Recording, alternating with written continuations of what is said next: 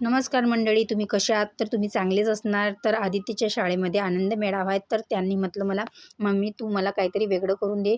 तर वेगळं म्हणजे मी मंचुरियनच केले होते. तर मी मंचुरियन सुजी आणि पोह्याचे मंचुरियन केले होते. त्याच्यासाठी सुजी घेतली होती आणि 4 बटाटे घेतले होते उकडलेले. नंतर पोहे घेतलेले होते. नंतर मॅश करून घ्यायचे. इकडे आलं लसणाचा पेस्ट आणि कोथिंबीर आणि हिरवी मिरचीचा पेस्ट टाकायचा. नंतर जिरं टाकायचं, आवडीनुसार मसाला टाकायचा, थोडीशी वरून कोथिंबीर टाकायची, नंतर काळा मीठ टाकायचं, थोडंसं साधं मीठ टाकायचं. मिश्रण एकजीव करायचं. नंतर असे गोळे करून घ्यायचे. गोळे पूर्ण झाले की इडलीच्या पात्रामध्ये गोळे आपले वाफायला ठेवून द्यायचे. गोळे वाफवून झाले की मस्त थंडे झाले की काय करायचं, कढई ठेवून द्यायची. कढईमध्ये तेल टाकायचं. तेल टाकल्यानंतर मी हे गोळे कणी त्याच्यामध्ये फ्राय करून घेतले. फ्राय केल्यानंतर हे गोळे सर्व आणखी दुसरी कढई ठेवून दिली होती मी. नंतर त्या कढईमध्ये तेल टाकलं होतं. थोडंसं ओनियन टाकायचं.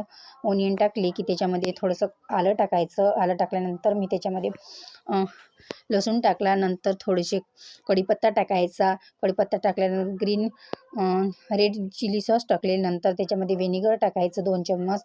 व्हिनेगर टाकल्यानंतर सोया सॉस टाकले मी 2 चम्मच. 1 चम्मच केचप टाकलं. थोडंसं हळद टाकली.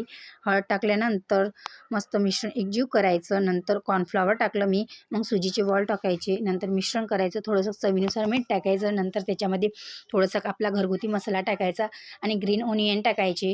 ग्रीन ओनियन टाकले की काय करायचं, मस्त बघा किती मस्त असे मंचुरियन झाले आहेत. तुम्हाला कसे वाटले नक्की कमेंटमध्ये सांगा.